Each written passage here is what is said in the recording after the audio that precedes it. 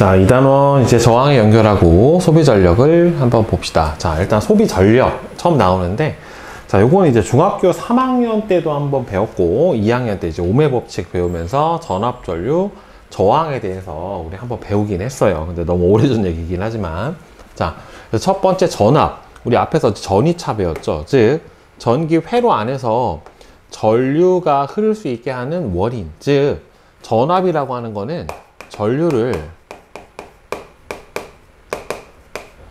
흐를 수 있게 하는 능력을 바로 전압이라고 얘기를 해요. 그러니까 물이 흐를 때는 수압이 있어야지 물이 흐를 수 있는 것처럼, 전류가 흐르기 위해서는 뭐가 있어야 되냐면은 바로 전압, 전이차가 있어야지 전류가 흐를 수 있고요. 그리고 이렇게 전압에 의해서 전류가 흐르게 되면은 바로 전류는 전하의 흐름을 전류라고 하고, 단위는 여러분들 암페어라고 하는 값으로 사용을 해줘요.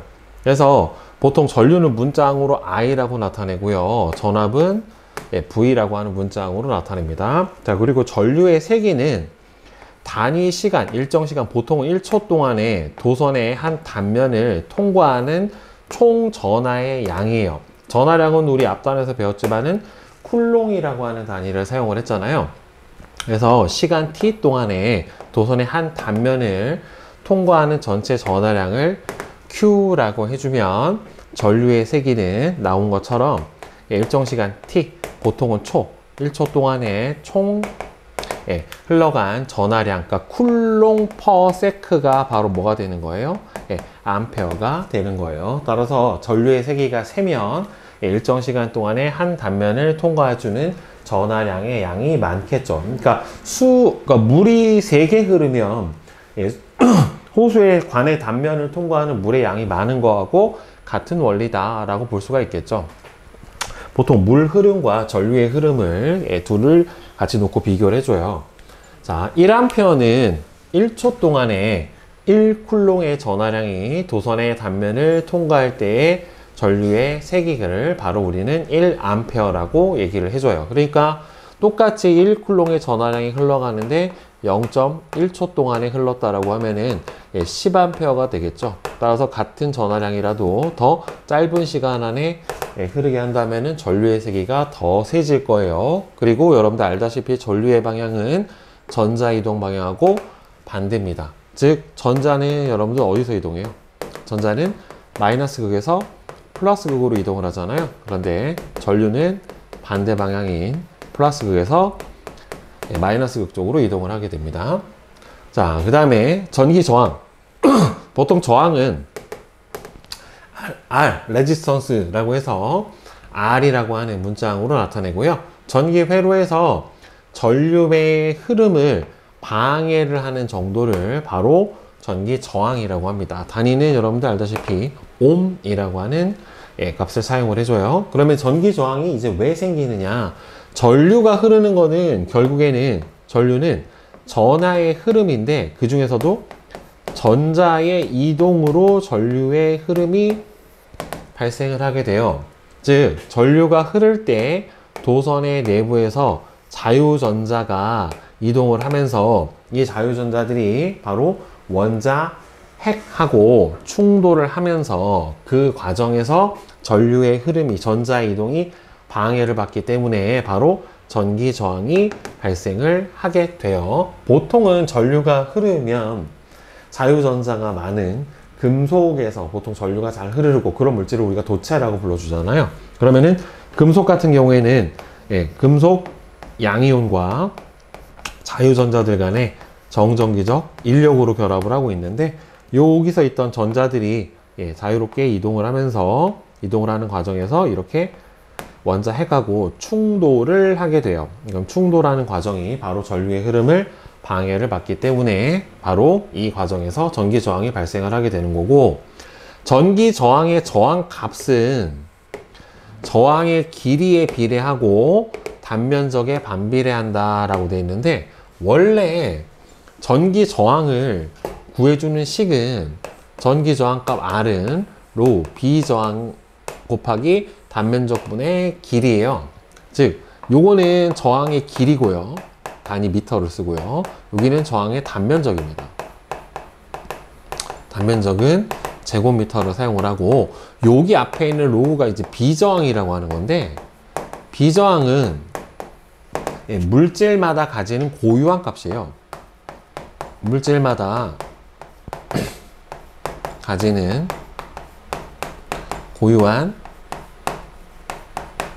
저항값이 바로 비저항에 해당이 돼요. 그러면 이 비저항은 어떻게 측정을 하냐면, 모든 물체를 단면적은 1제곱미터로 해주고, 그 다음에는 길이를 몇 미터로? 1미터로 해서 측정한 저항값이 바로 요 비저항값에 해당이 돼요. 그러니까 비저항이 클수록 부도체고, 비저항이 작을수록 전류가 잘 흐르는 도체에 해당이 되겠죠. 따라서 모든 물질을 이렇게 같은 면적, 같은 길이로 만들어 놓고서 측정한 저항값이 바로 비저항이라서, 어떤 물질로 되어 있느냐, 그 다음에 다 같은 물질로 되어 있다라고 하면은 길이가 길수록 단면적이 넓을수록, 길이가 길수록 단면적은 좁을수록 저항값은 커지게 됩니다. 그래서 길이에 비례 단면적에 반비례하는 값을 가지게 돼요. 자, 그래서 이렇게 전압, 전류, 저항, 요거 세 개 사이의 관계를 밝혀주는 법칙이 바로 ohm의 법칙에 해당이 되죠. 저항값이 일정할 때 저항에 걸리는 전압이 크면 클수록 저항에 흐르는 전류의 색이 또한 어떻게 된다? 커진다 라고 하는 게 바로 ohm의 법칙에 해당이 됩니다. 그래서 전기회로에서 전류의 세기는 전압에 비례하고 저항에는 어떻게 된다? 반비례하게 된다. 그래서 전류 그래프에서 저항이 일정하면은 전류의 세기는 전압에 비례해서 커지게 되고요. 이 그래프의 굵기는 전압분의 전류에 해당이 되니까, 실제로 우리가 보통 편의상 V는 R이라고 하는 식으로 나타내게 되는데, 여기서 저항값은 뭐에 해당이 돼요? 전류분의 전압에 해당이 되니까, 이 그래프는 전압분의 전류잖아요. 그러니까 저항의 역수에 해당이 되겠죠. 따라서 그래프가 이렇게 나와 있다라면은 이 아래에 있는 이 그래프의 저항값이 더 큰 거죠. 저항의 역수가 바로 그래프의 기울기에 해당이 되니까. 자, 그러면 이제 소비 전력이라고 하는 거는 시간당 저항에서 소비하는 전기 에너지를 우리가 뭐라고 불러주냐면은 소비 전력이라고 불러줘요. 즉, 저항에서 소모하는 전기 에너지 보면은 저항값이 R인 저항의 세기가 I인 전류가 시간 t 동안에 흐르면 이 저항을 통과한 총 전하량 Q는 위에서 나온 식처럼 IT가 돼요. 전류와 시간의 곱. 이때 저항에 걸린 전압이 V죠. V는 IR에 의해서 전압이 V가 걸리게 되고요. 전압이 V가 걸렸다는 소리는 여기 전류를 흐르기 전과 흐르고 난 후에 요 두 지점의 점이 차가 얼마란 소리예요? 바로 V란 소리예요. 보통 플러스에서 마이너스로 이렇게 전류가 흐르니까 여기 A점의 전위가 B점의 전위보다 얼마가 더 크다? V만큼 더 크다라는 소리예요. 그래서 전압 V의 전류 I가 시간 T초 동안에 흘렀었을 때, 이때 전지가 한 1은 저항에서 뭐의 형태로? 열 에너지 형태로 소모한 전기 에너지하고 같아요. 그래서 보통 우리가 전기 에너지를 구해줄 때 VW, 전기 에너지는 VIT라고 구해줍니다. VIT, 전압과 전류와 시간 세크의 곱으로 소비한 전기 에너지를 구해주는데, ohm의 법칙에 의해서 ohm의 법칙이 V는 IR이잖아요. 그러니까 V는 IR이니까 V 대신에 IR을 집어넣어주면 얘는 I제곱 RT가 되고, 얘는 I로 바꿔주면 어떻게 돼요? R분의 V가 되잖아요. 그러면은 요 값이 뭐가 됩니까? R제곱분의 V제곱에 해당이 되니까 R을 곱해주면은 R분의 V제곱 T 해서 이렇게 세 가지의 식으로 변형이 가능해요. 그러니까 문제를 풀 때 전압하고 전류를 아는 경우에는 이걸 쓰면 되고, 전류하고 저항을 알면 이 공식을 쓰면 되고, 저항하고 전압을 안다라고 하면은 예, 이 공식을 사용을 해주면 되겠죠. 그렇죠. 그리고 여기서 알 수 있는 사실은 저항이 일정할 때 소비되는 전기 에너지는 전류의 제곱에 비례하고 저항이 일정할 때 소비되는 에너지는 전압의 제곱에 비례하더라 라고 하는 사실을 예, 공식을 통해서 알아볼 수가 있어요. 자, 그래서 이제 소비 전력은 지금 이제 전기 에너지를 구하는 식을 배웠잖아요. 이 전기 에너지가 단위 시간 동안 보통은 1초 동안에 얼마나 소비되느냐, 저항에서 소모하는 전기 에너지요. 시간당 소비되는 전기 에너지가 바로 전력에 해당이 됩니다. 그러니까 여기서 소비되는 전기 에너지를 뭘로 나눠주면 돼요? 시간 t로 나눠주면 돼요. 그럼 아까의 공식을 전부 다 시간 t로 나눠줘 버리면 되는 거니까 여기서 t항이 다 사라져 버리죠. 그래서 vi i제곱 r r분의 v제곱이라는 식으로 바로 소비 전력을 구해줘요. 근데 이제 전기 에너지는 에너지니까 단위를 뭘 써요? 줄이라고 하는 단위를 사용을 해주고, 소비 전력은 예, 초당 소비되는 전기 에너지니까 줄 퍼 세크 또는 예, 와트라고 하는 단위를 사용을 해줘요. 그러니까 100와트라고 하는 의미는 1초당 이 저항에서 소비되는 전기 에너지가 얼마다? 예, 100줄이다 라고 하는 거를 의미를 해주는 거죠. 자, 그럼 이제 두 번째, 실제로 이제 시험 문제가 제일 많이 나오는 부분은 이 저항의 연결입니다. 그래서 저항의 연결에 따른 소비 전력.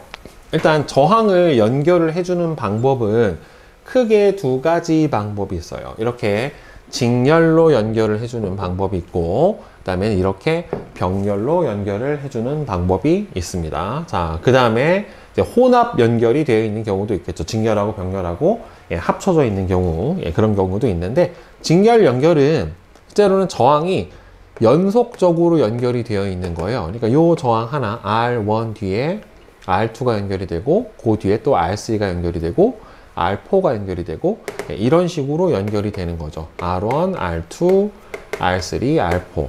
자, 그러면 얘는 실제로는 저항 뒤에 또 저항, 또 저항, 저항이니까 전체 저항에 뭐가 늘어나는 거하고 똑같아요.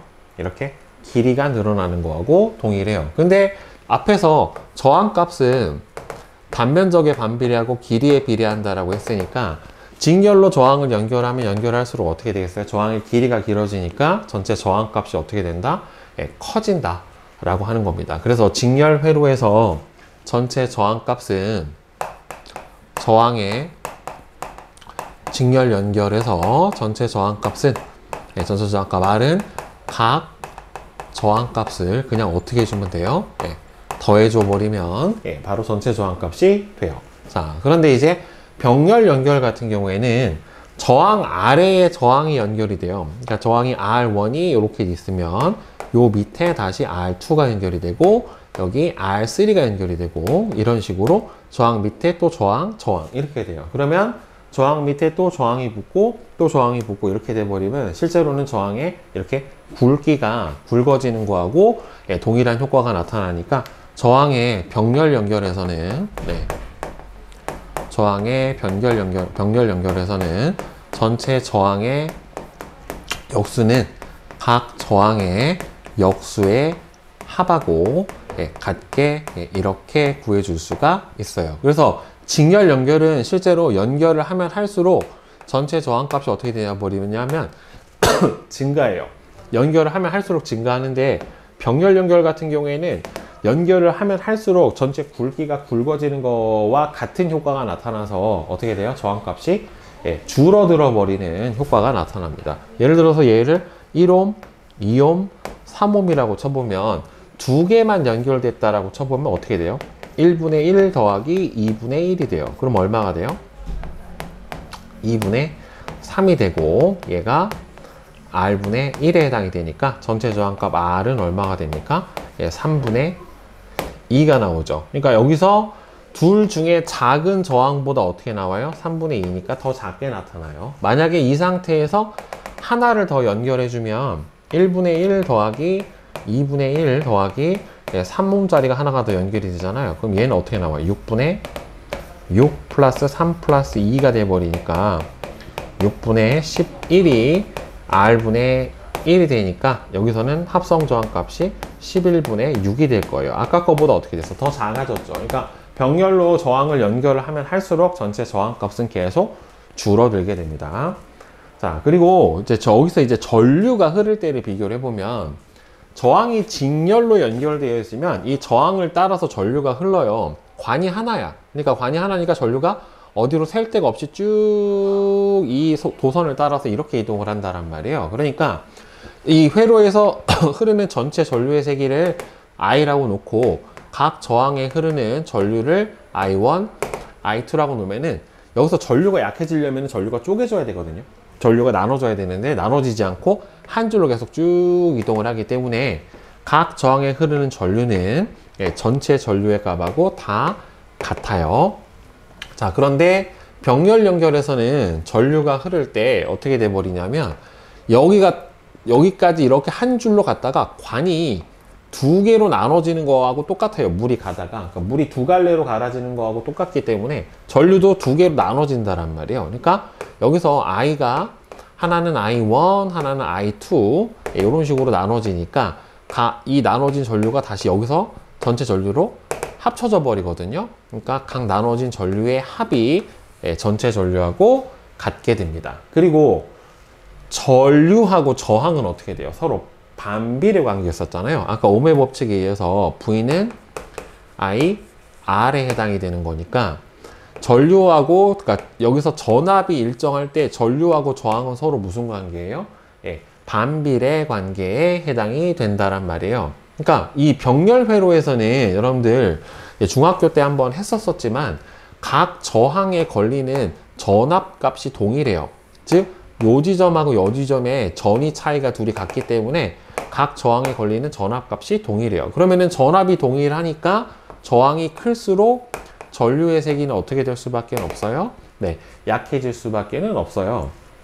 그래서 여기에 각 저항에 걸리는 전압 값은 똑같아요. 전체 전압하고 똑같고 대신에 전류의 세기는 저항이 큰 쪽이 어떻게 됩니까?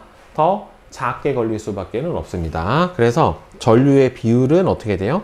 저항의 역수에 비하고 같게 나타나게 돼요. 대신에 전압은 전체 전압하고 같습니다. 대신에 여기 직렬 회로에서는 각 회로에 걸리는 저항에 걸리는 전류가 전체 전류하고 같고, 그러니까 저항값하고 전류값하고는 여기서 상관이 없죠. 대신에 전체 전류가 어떻게 돼요? 똑같으니까 여기와 여기가 지금 전위차가 이렇게 발생을 하는 거란 말이에요. 여기가 저항을 지나기 전하고 후는 전위가 차이가 나요. 저항을 지나고 나면 전위가 낮아져 버리거든요. 그러니까 여기서 한 번 낮아지고 한 번 지났으니까 또 한 번 더 지났으니까 또 낮아진다란 말이에요. 그렇죠? 근데 여기 걸리는 전위 차이는 결국에는 여기 걸리는 전압만큼 낮아져 버리게 되니까 전류는 똑같으니까 결국에는 저항이 클수록 더 큰 전압이 걸리게 되죠. V는 IR에 의해서 전류가 일정하면 전압값은 저항에 비례를 하기 때문에 더 큰 저항에 큰 전압이 걸리고 더 많은 전위 차가 발생을 할 수밖에 없어요. 그래서 각 직렬 회로에서는 저항의 무슨 비율이? 저항의 비율이 각 저항에 걸리는 전압비하고 같게 됩니다. 왜? 전류가 일정하기 때문에. 대신에 병렬에서는 전압이 일정하니까 각 저항에 흐르는 전류의 세기는 저항값에 반비례하게 돼요. 그래서 이게 제일 포인트예요. 병렬 회로에서는 전류비가 저항의 역수비하고 같고, 그다음에 직렬 회로에서는 전압 비율이 각 저항에 걸리는 저항의 비율하고 같다라고 하는 게 여기서의 핵심 포인트에 해당이 됩니다. 자, 그래서 직렬 회로는 뭐가 일정하다? 전류가 일정하다. 전체 전류와 각 저항에 흐르는 전류가 일정하기 때문에 저항비하고 전압비가 같고, 그 다음에 병렬 회로에서는 각 저항에 걸리는 전압값이 동일하기 때문에 각 저항에 흐르는 전류비는 저항의 역수비하고 같아요. 자, 그래서 여기는 각 저항에 걸리는 전압값이 뭐랑 같고 전체 전압이랑 같고, 병렬 회로에서는 각 저항에 걸리는 전류의 합이 전체 전류하고 같게 나타나게 됩니다. 그래서 합성 저항은 아까 선생님이 직렬 회로에서는 그냥 더해주면 되고, 병렬 회로에서는 역수의 합이 전체 합성 저항의 역수와 같다라고 했어요. 그럼 이제 소비 전력은 여러분들 각 저항의 소비 전력은 전류가 똑같죠. 각 저항에 걸리는. 그렇죠? 그러면은 저항이 R1, R2고 여기 흐르는 전류가 똑같잖아요. 그러니까 소비 전력을 구해줄 때 P는 여기서 I제곱 R로 생각을 해주면은 결국엔 전류는 똑같고 저항의 비율만, 저항만 차이가 나는 거니까 저항이 더 큰 쪽에 더 많은 소비 전력이 생길 수밖에는 없어요. 그렇죠? 그 다음에 병렬 회로에서는 전압이 똑같잖아요. 근데 소비 전력에서 P는 R분의 V제곱에 해당이 되기 때문에 소비 전력이 전압이 똑같을 때는 저항이 작은 쪽에 더 많은 소비 전력이 생기게 돼요. 그러니까 직렬하고 병렬하고 서로 반대죠. 직렬 회로에서는 전류가 일정하니까 저항이 큰 쪽에 더 큰 소비 전력이 걸리게 되고, 그 다음에 병렬 회로에서는 전압이 일정하기 때문에 저항이 작은 쪽에 더 큰 소비 전력이 걸릴 수밖에는 없습니다. 자, 그래서 전체 소비 전력은 각 저항에서의 소비 전력의 합하고 같고, 병렬도 마찬가지로 각 저항에서의 소비 전력의 합하고 같아요.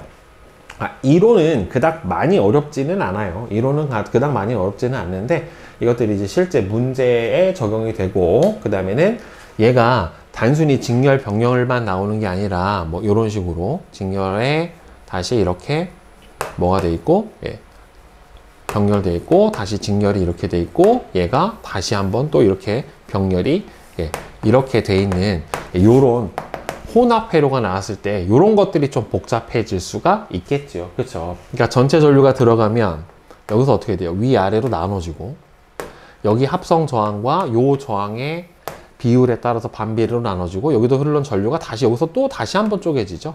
그리고 다시 여기서 합성 저항돼서 만나고, 그러니까 여기하고 전류의 세기는 같겠죠. 그리고 여기서 나오면 여기 흘렀던 전류와 여기 흘렀던 전류의 합은 원래 들어갔던 전류의 세기하고 같고, 뭐 이런 식으로 해가지고 합성 회로가 가장 이제 어려워하기도 하고, 여러분들이 많이 틀려요. 저 부분에서 실제로.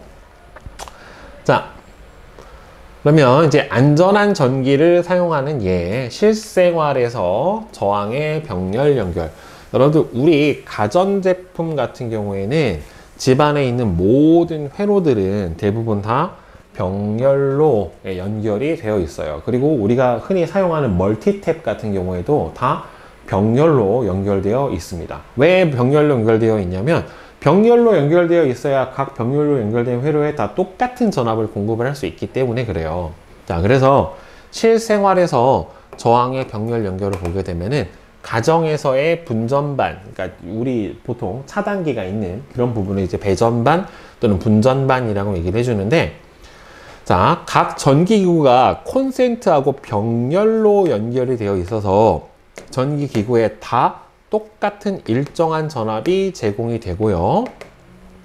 여러 전기기구를 독립적으로 사용할 수 있어요. 그러니까 하나가 끊어져도 어차피 각 회로에 걸리는 전압은 똑같기 때문에 얘는 영향을 안 받아요. 우리가 멀티탭을 쓰다가도 하나 뽑아버린다고 해서 여기하고 여기에 전류가 안 흐르는 거 아니잖아요. 그렇죠? 병렬로 연결이 되어 있기 때문에 다 똑같은 전압을 사용을 할 수 있고, 중간에 하나를 사용을 하지 않더라도 다른 가전제품이 영향을 받지 않는다란 말이에요.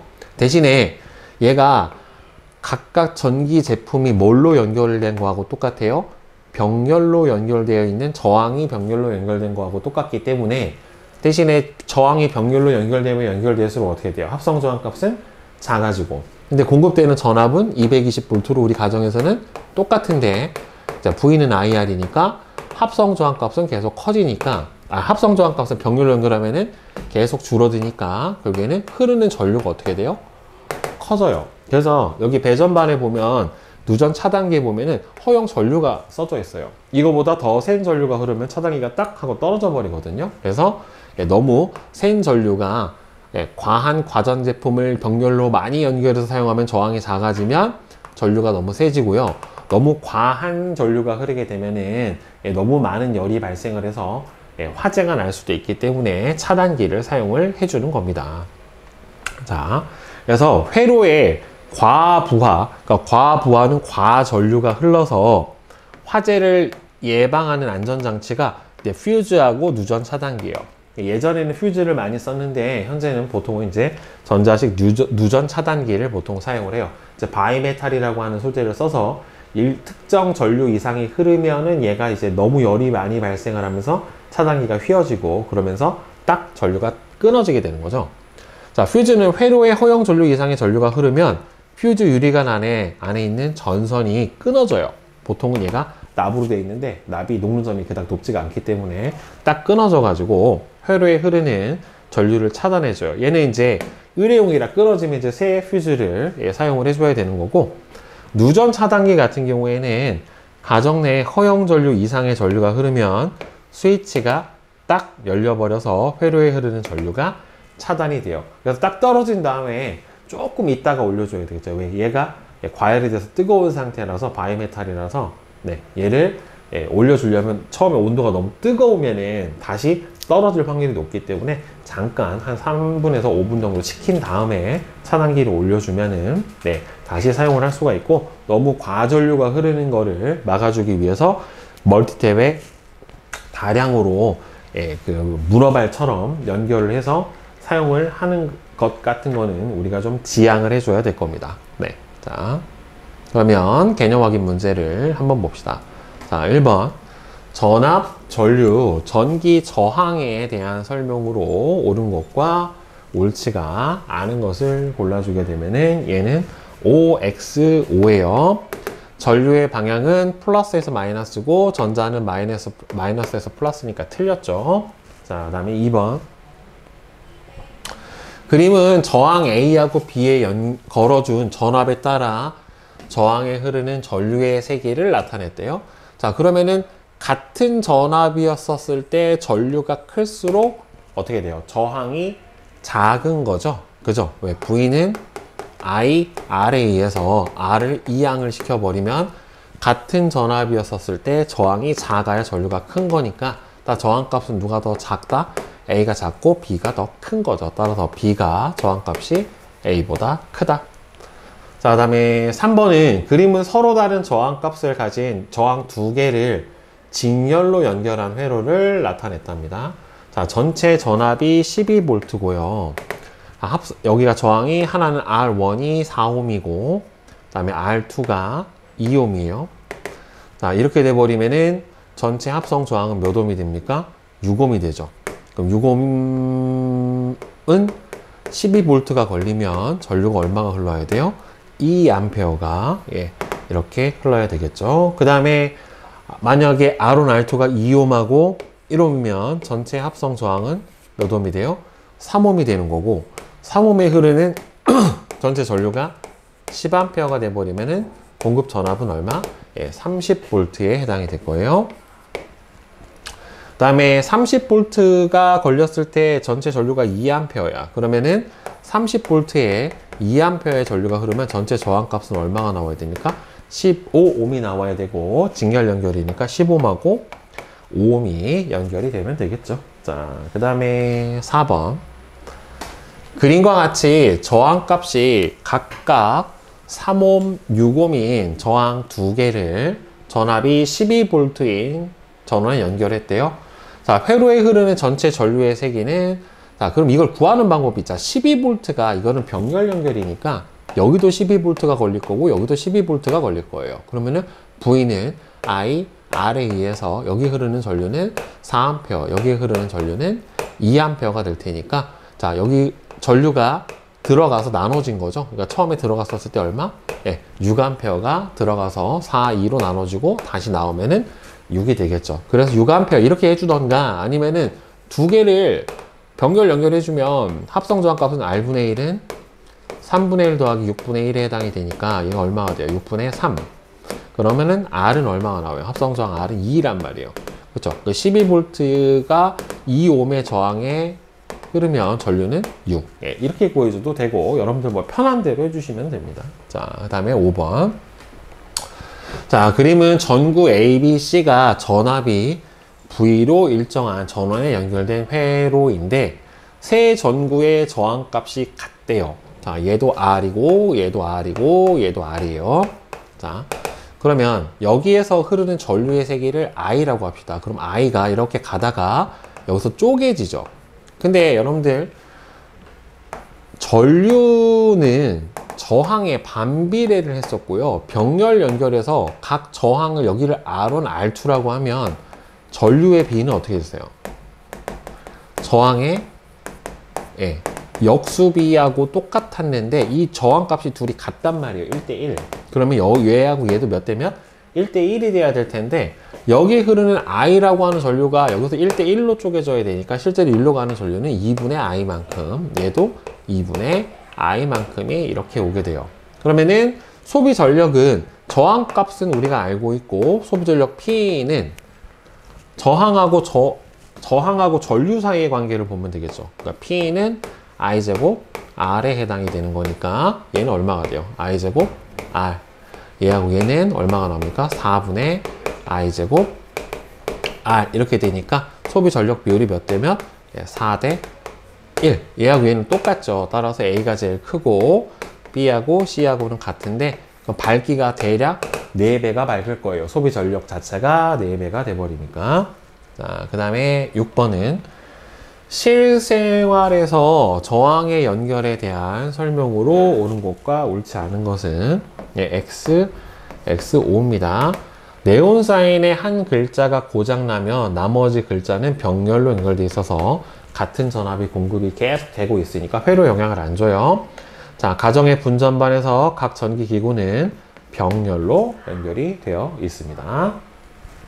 자, 대표자료 분석 문제, 저항에 연결하고 소비 전력 관련된 문제 한번 봅시다. 그림은 전압이 24V로 일정한 전원 장치에 저항 A부터 E를 이렇게 연결해 있어요. 이제 혼합 연결 회로에 해당이 되는데 스위치 S1하고 S2가 모두 열려 있을 때랑 닫혀 있을 때랑 A의 소비 전력이 똑같대요.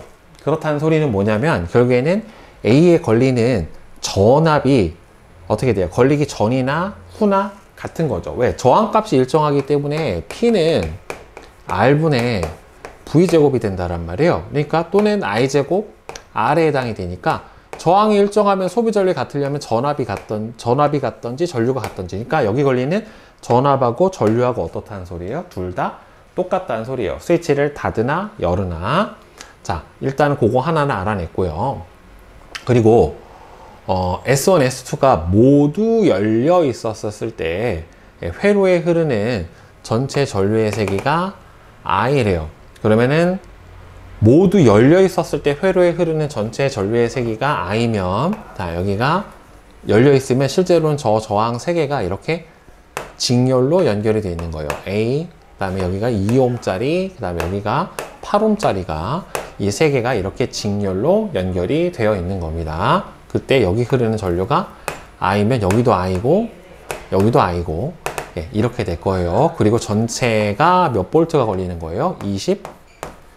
24V가 이렇게 걸리는 건데, 그리고 여기서 S1, S2가 모두 닫혀 있을 때 R에 흐르는 전류의 세기가 3분의 4A래요. 그럼 여기가 닫혀 있었을 때 얘하고 얘는 병렬이니까 여기에 3분의 4A가 흐르고 여기는 I가 흐를 텐데 여기 걸리는 전압이 몇 볼트냐면 V는 IR에 의해서 4V예요. 그러면 얘는 병렬 연결이기 때문에 여기도 얼마냐면은 4V가 걸릴 거예요. 자, 그러면 여러분들 이게 스위치를 닫기 전이나 후나 소비 전력이 똑같다라고 했기 때문에 스위치를 열어놨을 때도 여기는 몇 볼트가 걸려야 되냐면은 4V의 전압이 저기에 걸려야 돼요. 그러면 여기에 4V가 걸렸다라는 소리는 24V가 전체 요 세 저항에 나눠져서 걸려야 되는데 여기 4V가 걸리면 나머지 두 개에 얼마 걸려야 돼요?